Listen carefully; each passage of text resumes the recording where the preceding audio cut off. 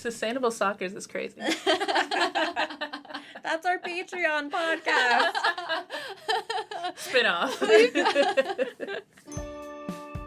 Welcome to Sustainable in the City, where Nashville sustainability champions take the spotlight. Join Urban Green Lab and the Nashville Department of Waste Services as we dive deep into the stories of everyday Nashvillians. We'll chat with your neighbors, coworkers, and fellow community members about the small sustainable actions that are making a big impact on Nashville. From reducing waste to planting trees, our guests will share their stories about the benefits, barriers, and motivators behind everyday choices. Tune in and be inspired by the power of individual action. This is Sustainable in the City. Hey y'all, welcome to another episode of Sustainable in the City. My name is Allie Omens. I am with the Nashville Department of Waste Services.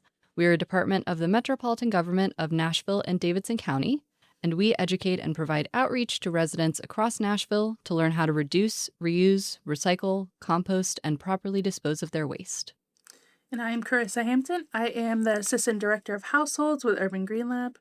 We are a Nashville-based nonprofit that teaches communities to live sustainably in all the places that we learn, work, and live. And today is actually a special episode for Sustainable in the City because I have some bittersweet news to share with our listeners.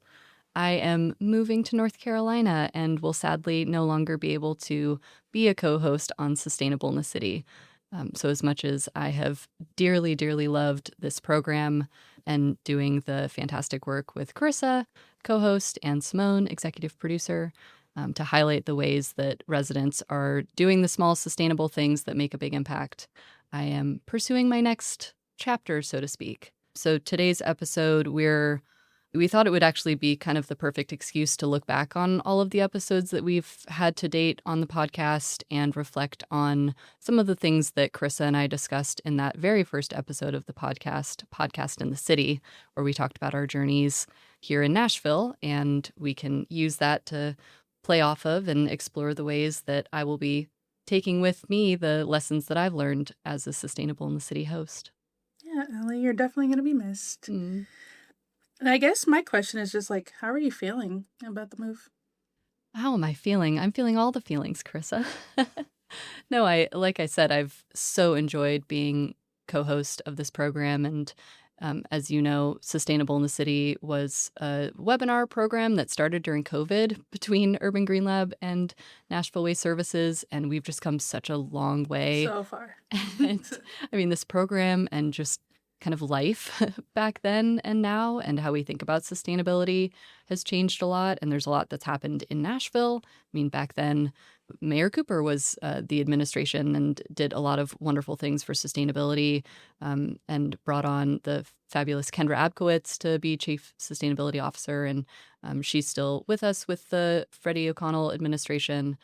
Anyway, I'm just reflecting on all of the things that I have learned over almost going on over 4.5, almost 5 years at Metro Nashville government, and also as a resident of Nashville, just how much things have changed for me over the time that I've lived here. And I've learned so much from all of our guests, too, all the amazing folks that we've had on the podcast.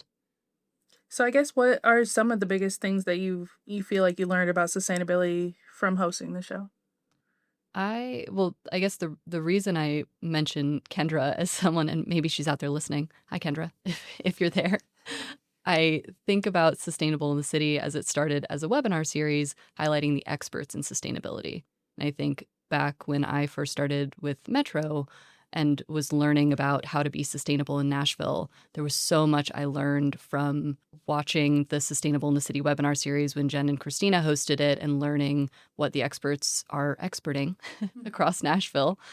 Folks like Kendra in the mayor's office and other folks leading up some sustainability nonprofits around the area.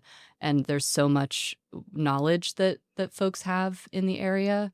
But I've learned different things, and it's not better or worse, but I've learned very interesting lessons from the time that we've been co-hosting this as a podcast and focusing on the everyday resident and how much even the people that we have hosted on have taught me little tips and encouraged me to think about things related to sustainability after I've spent all of this time learning from the experts. You realize that you don't just need to learn from the experts in sustainability, that any one of us can gain knowledge and learn things that are valuable for reducing our waste, for being a more sustainable resident. And yes, learning from the everyday resident has been a real joy in the Sustainable in the City podcast. And I even think back to our first episode with Ivan talking about composting. Seems like so long ago now. I know, it does seem like so long ago. And that was such a fun conversation to have with someone who was, as a reminder to folks, if you want to go back and listen, Ivan is a resident who just started composting late 2023 as part of a Metro Nashville pilot program for curbside composting. And it was so kind of refreshing and renewing in some ways to talk to someone who was taking those first steps to composting, reducing their waste, and sharing their reflections on what it's brought them about and the thoughts it's made them reflect on about how they cook and what their diet is and all of these things. And you just remember that they're like basic elements of sustainability that don't have to be based in expertise. Right. It's just like reflection and little things that we can do. Going back, Karissa, like you said, kind of early days to Blake's episode, Repair in the City, this person who in their free time volunteers at the repair fairs across Nashville to just fix broken things. I mean, it's like a very basic, of course, he has expertise from the College of YouTube, whatever he mentioned, like gained expertise in fixing electronics and other things. But you don't have to have a PhD to be able to help people fix things so that they don't have to be thrown away. Right. So that's been interesting and exciting and something that balances really nicely with the gained expertise that I have from engaging with the experts, because it's, of course, still really important to learn from the experts, but we have to balance that with learning from each other. Yeah, definitely. I think that one of the episodes that really stuck out to me was Mariah Ragland with Radical Rabbit and just talking about using the whole fruit, using the whole vegetable, and really just using what you have and sustainability being born out of necessity rather than this huge idea that you needed to learn. And also, I've heard so much feedback on our episode with Nancy and Michael and all the tip about quitting their junk mail. Everyone has just reached out and talked about how awesome that tip is and how they went straight home or straight to their mailbox to eliminate some of that junk mail.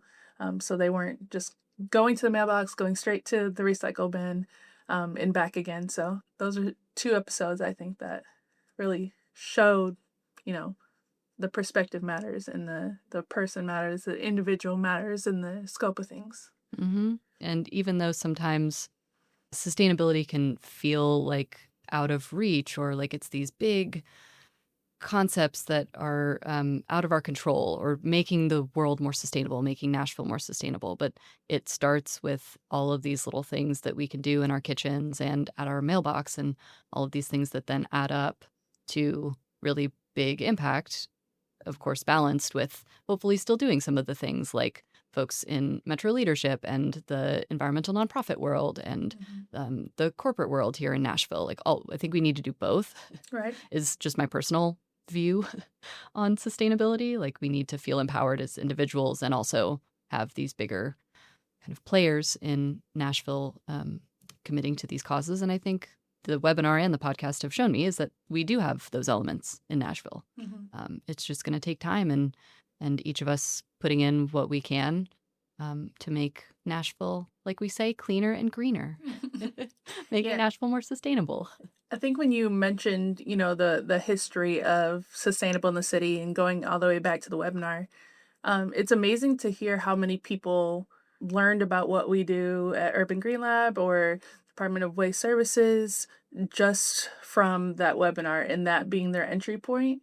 I've always thought that was amazing that, bottles, jars, and jugs is what brought so many people to our organizations and into the sustainability realm. And so I just think that's a beautiful thing that we were their first touch point into this idea of sustainable living. It all comes back to bottles, jars, and jugs. Bottles, jars, and jugs. Oh gosh. Yeah, and I talk about a different time, Mm-hmm. right? It is so nice to think that the Sustainable in the City webinar during COVID was a form of community for people that wanted to learn about how Nashville was becoming more sustainable, and that we accomplished that mission. And then I've been really excited and proud of the work that you and I have done and the work that our organizations have done to re-envision the podcast so that it remains relevant Mm-hmm. after COVID, and after maybe sitting in on a webinar and having that flexibility in your workday is just maybe a little bit different now than it was back in 2020, 2021. Mm-hmm. I'm even grateful that we've become more comfortable speaking on a podcast. I think the work that we've poured into this shows, and so making it even harder to see you leave. Mm. And so I guess, we've talked about the podcast and the history of it. Can you share maybe a little bit more about your work outside of our podcast and projects or programs you're most proud of? I am proud of so much of the work that Nashville Waste Services has done over the years that I've been able to be a part of.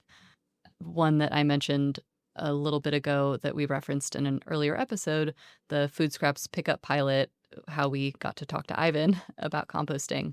That was such a wonderful program to be a part of, because I think it's really important, and I hope I've gotten this across in other episodes that we've recorded. I think it's important that we as Metro employees try to do what we can to provide resources for our residents. Like, that's why I've done this work in part, beyond just sustainability. I think we're there to provide resources. So the food scraps pickup pilot has been a way to explore how Metro can provide the resource of curbside composting to Nashville residents. And as hard of work as it was behind the scenes to make all of that happen, it has been really lovely to see that that program was embraced with so much enthusiasm and so much excitement. I think after a long time of doing some education work and some policy work, like policy around construction and demolition waste, for example, it was so nice to get back to the food waste space that I don't know what it is about food waste, but I've always enjoyed working on it. And Same. Yeah, food, let's not waste it, but also it's fun to work in food waste as someone who Yeah, I think your food scraps pilot was also my favorite because without it, honestly, I wouldn't have been able to compost at the scale that I am now. So it's my favorite as well. Yeah. Another favorite that comes to mind is our facility tours. That it was so delightful when Nancy and Michael, I can't remember which one of them brought it up during the episode, but that they mentioned coming to the recycling facility and seeing the impact of, or experiencing the impact of seeing recycling happen firsthand. I have loved being a part of those tour days. And again, it's another long day, but as a public servant, it's like we're there to provide the resources. And so one resource we can provide is to build trust in our recycling system, knowing that there's some doubt and understandable mistrust of whether or not things actually get recycled. But then we get to bring people out for that day and they see it, we see it. And for that brief moment, you can see, like, this is going to sound so cheesy, but you can see the sparkle in someone's eye when you're like, yes, that's happening. Yeah. And yeah, that never fails to delight me. Yeah. Also seeing, the hands-on labor that happens at the facilities, I think that was super eye-opening to me as well. Because I think I envisioned machines doing all the work, but just how many people it takes to really make recycling happen in Nashville, and to utilize that because, they're there, just made me view it differently. Yeah. There's something really powerful about that kind of education. And beyond facility tours or the food scraps pickup pilot, I've just really enjoyed meeting the Nashville residents that I've been able to meet over this time. If I've ever met you in person, just know that I loved it. I love talking to people. I joke when people ask me what I do for a living, like just out in the world, I say I talk to people about trash, or I talk to people about recycling. I just get to talk to people, which is something I love doing and something I've loved about doing this podcast. And I like the human connection element of what I get to do for work, what I have been able to do for work. And people out in Nashville, I mean, I have appreciated how much people try to be informed about sustainability in different spaces. Like I think about some of the events that we've tabled over the year. Like our team will go set up a table, like I know Urban Green Lab does at some festivals and events and things, to talk about our programs and answer questions about recycling.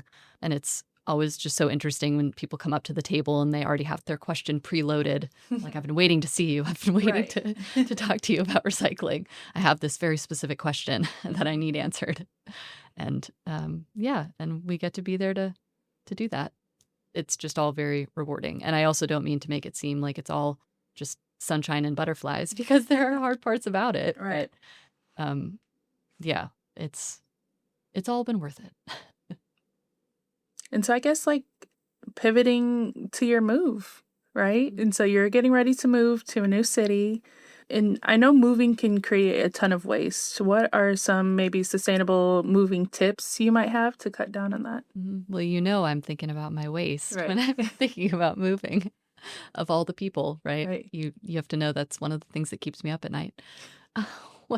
One thing that I've done, I looked on Facebook Marketplace and found a listing for free moving boxes. Mm-hmm. It seemed like someone had just moved into a new home. It's funny, I know that or noticed that because some of the boxes that I got from them say kitchen or Right. food or something. You just refill them. Exactly. I'm thinking, okay, well, that's going to be my kitchen box. Right. And that's going to be my food box. And I've also listed some of my furniture that I know I can't move on a resale platform. And I think that's a great way to not just throw things away that I may no longer need or just physically can't move to a next space, knowing that someone else out there might want it or need it. So some things I've tried to sell, some things I've just listed for free, and trying to be intentional about that. Executive producer Simone knows that I've been trying to gift things to our coworkers. Also, when I move, I'm looking to buy used furniture where I can. So even though there are some things that I can't pack with me on my journey, I'll at some point need some just various furniture items. So buying things used can be a great way to both save money as well as reduce waste on needing to buy new furniture, new items. So what is your plan for being more sustainable in this new city, in this new journey you're about to take? Yeah, I think moving anywhere, we always think, and something we talk with our education team about is we're always telling Nashville residents to make sure you know the rules for where you live, the recycling rules for where you live. So I know that I have to follow my own advice and learn the accepted materials. I have already found the accepted plastics in particular that are accepted in the new place that I'm moving to, which is very important. And I mean, there's so many resources that I've grown to use and know in Nashville to be sustainable and reduce my waste in particular. I use both of the Nashville refill stores, Sage Refill and the Good Fill. And so I have been recently researching to see if there's a refill store anywhere near me. Turns out there is, which is exciting. Awesome. Because I've grown to love using the bulk, like hand soap and dish detergent and face wash and just these different things that really cut down on my waste over time. Also, in addition to using any of the refill stores, I want to incorporate a tip that I remember hearing on one of the past Sustainable in the City episodes about making our own household cleaners or just the DIY approach, the do-it-yourself approach. Mm-hmm. If you can't buy something at a refill store or reduce your waste, your packaging waste in any other way, thinking about ways to just make things on my own. So I will challenge myself to make my own household cleaner or something like that if I can't find that I can get that at a good refill store. And also composting is a big thing that's been on my mind recently because right now I am a backyard composter. I have the luxury of being able to bring my little compost pail right out to my backyard when it fills up. And at the new place I'm moving, I will have to do some sort of drop-off composting, or I could opt for the paid curbside service, but I think I'm going to try to do drop-off composting. And I was just speaking with our colleagues earlier today about just the different logistics about, and Simone has mentioned this on past episodes of freezing your compost so that it doesn't smell in between times of taking it to a drop-off site. And now I'm going to have to take that tip, internalize that tip that has been provided on the podcast, and try it out for myself. But I think changing any of those little habits, it's going to take some time, and I need to allow myself time to experiment with what works and what doesn't work. I think it was DJ who mentioned not being afraid to fail. Right. And that will be very important as I get situated and in my new setup and just figure out ways that I can be as sustainable as I've been in Nashville, and maybe challenge myself to carry with me the lessons that Sustainable in the City has brought me in ways that I can do even better than I'm doing right now. Right. So it seems like you have most of it covered. It's sad that you won't really get to see the whole transit plan lay out as we've seen sidewalks popping up around Nashville. Do you have any plans for like biking, or like how will you get around your city? Yeah, I'm so glad you asked, because I've been thinking about Al's episode, Cycle in the City, that I mentioned that my bike has been sitting in my laundry room for a very long time. And while I am selling my bike, and I will plan to get a bike when I'm situated after the move, and I will be living in a bikeable area, specifically the apartment I'm moving to right now, just where I'm at in Nashville. I'm not able to take advantage of some of the bike lanes or the sidewalks that have been definitely increasing, like you said, Karissa. There are more that I see in streets surrounding me that are like slowly but surely making its way to where I live. But yeah, kind of like I was saying with drop-off composting, it's a sustainability tip that I will now have to incorporate, or figure out how to incorporate into my new routine, to see where I can reduce the use of my personal vehicle and bike more. If I'm moving somewhere that is more bikeable, that's not enough. I need to also take advantage of those resources. And as much as I'm excited that the new community I'm going to, I'll be able to bike more and live in a more walkable part of town, I will be excited to follow from afar Nashville's progress on things like you mentioned, the transit plan, and all of the great work that we've been doing at Waste, the composting efforts, and our zero waste master plan, all of these bold plans that Nashville has to achieve sustainability. I think, always known that it was likely that they would not be started and completed during my time at Metro. Nashville is also such an interesting community in that a lot of people, now we've been lucky to have a lot of native Nashvillians on the podcast, but it is not uncommon for people in Nashville to only be here for a limited amount of time, or to maybe not be from Nashville and maybe end up moving to another place at some point in time. So I think that Nashville gets to benefit maybe from having a lot of people kind of come and go, and hopefully carry with them everything that Nashville represents. So like for me, what it means to come and go from Nashville over the time that I've spent here is that I will carry with me the knowledge that Nashville is trying to do big, bold, amazing things to make itself a more sustainable and green city. And I'm so grateful that I got to be even just a small part of that. That means a lot. Well, I think that as we've watched our partnership grow, I think you've shown that you're way more than a small part of it. I think that we have learned from each other throughout this whole process, and I think that you have made strides, and it has shown, and it's going to stay with Nashville as well. Well, thank you, Karissa. I've also very much appreciated working with you, and I know that this episode is coming out during Earth Month, which is April. And so one thing that I am very sad to be leaving before is the Nashville Earth Day Festival. I'll be missing that this year, but I would love if you want to share about that event, and just share about what it means to you that April is Earth Month. Yeah, so Nashville Earth Day brought to us with Centennial Park Conservancy, as well as our nonprofit Urban Green Lab. It will be this Saturday, April 19th, from 11 to 5 p.m. It is at Centennial Park, and we hope to see you there. We have all kinds of vendors coming out. We have over 850 trees, free trees being given away, live music and food and drinks, and I think we have an EV car show. Very cool.